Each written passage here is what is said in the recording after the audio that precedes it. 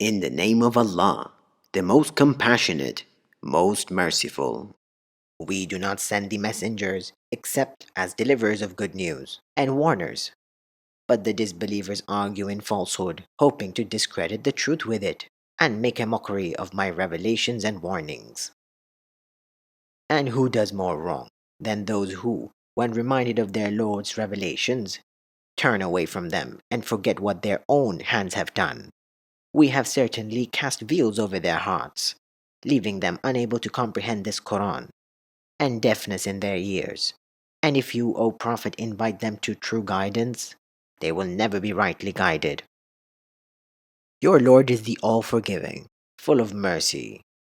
If he were to seize them immediately for what they commit, he would have certainly hastened their punishment. But they have an appointed time, from which they will find no refuge. Those are the societies we destroyed when they persisted in wrong, and we had set a time for their destruction. And remember when Moses said to his young assistant, I will never give up until I reach the junction of the two seas, even if I travel for ages.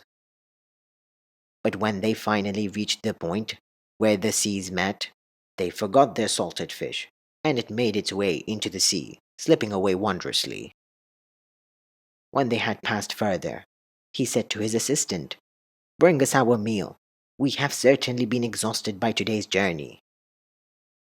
He replied, Do you remember when we rested by the rock? That is when I forgot the fish. None made me forget to mention this except Satan, and the fish made its way into the sea miraculously. Moses responded, That is exactly what we were looking for. So they returned, retracing their footsteps. There they found a servant of ours, to whom we granted mercy from us and enlightened with knowledge of our own. Moses said to him, May I follow you, provided that you teach me some of the right guidance you have been taught. He said, You certainly cannot be patient enough with me. And how can you be patient with what is beyond your realm of knowledge? Moses assured him, You will find me patient, Allah willing, and I will not disobey any of your orders. He responded, Then if you follow me, do not question me about anything until I myself clarify it for you. So they set out, but after they had boarded a ship, the man made a hole in it. Moses protested, Have you done this to drown its people? You have certainly done a terrible thing. He replied, Did I not say that you cannot have patience with me? Moses pleaded, Excuse me for forgetting, and do not be hard on me.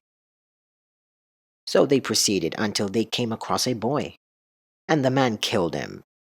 Moses protested, Have you killed an innocent soul who killed no one? You have certainly done a horrible thing. He answered, Did I not tell you that you cannot have patience with me? Moses replied, If I ever question you about anything after this, then do not keep me in your company, for by then I would have given you enough of an excuse. So they moved on, until they came to the people of a town. They asked them for food, but the people refused to give them hospitality. There they found a wall ready to collapse, so the man set it right. Moses protested, If you wanted, you could have demanded a fee for this. He replied, This is the parting of our ways. I will explain to you what you could not bear patiently. As for the ship, it belonged to some poor people working at sea, so I intended to damage it, for there was a tyrant king ahead of them who seizes every good ship by force.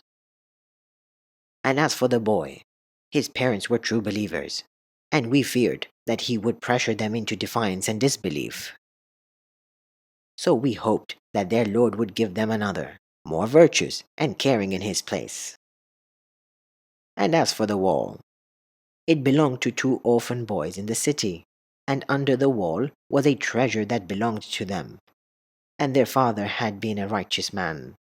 So your Lord willed that these children should come of age and retrieve their treasure as a mercy from your Lord. I did not do it all on my own. This is the explanation of what you could not bear patiently. They ask you, O Prophet, about Zulkarnain. Say, I will relate to you something of his narrative. Surely, we established him in the land and gave him the means to all things.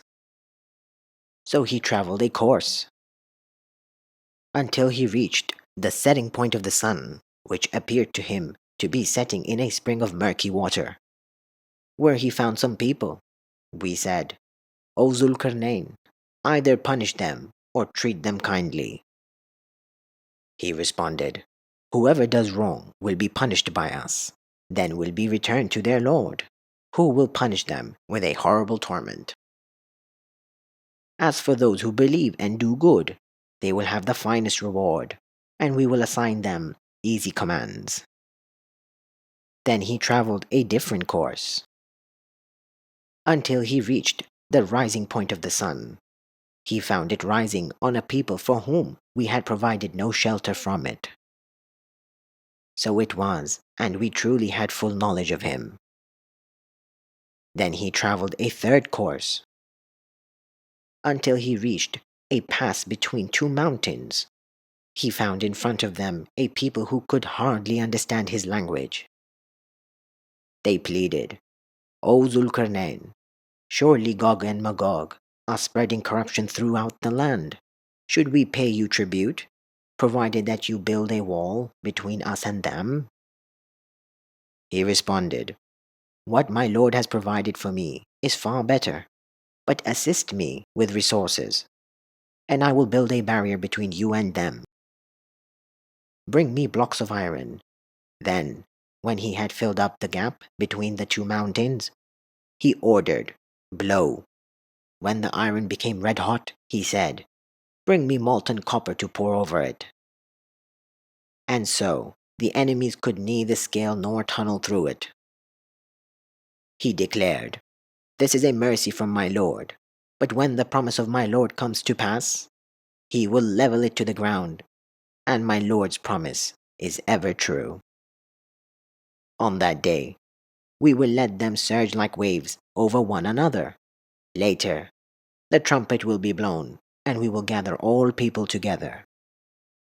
On that day, we will display hell clearly for the disbelievers, those who turned a blind eye to my reminder and could not stand listening to it.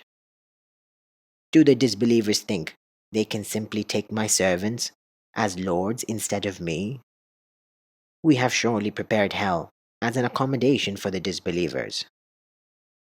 Say, O Prophet, shall we inform you of who will lose the most deeds? They are those whose efforts are in vain in this worldly life, while they think they are doing good. It is they who rejected the signs of their Lord and their meeting with Him, rendering their deeds void. So we will not give their deeds any weight on Judgment Day.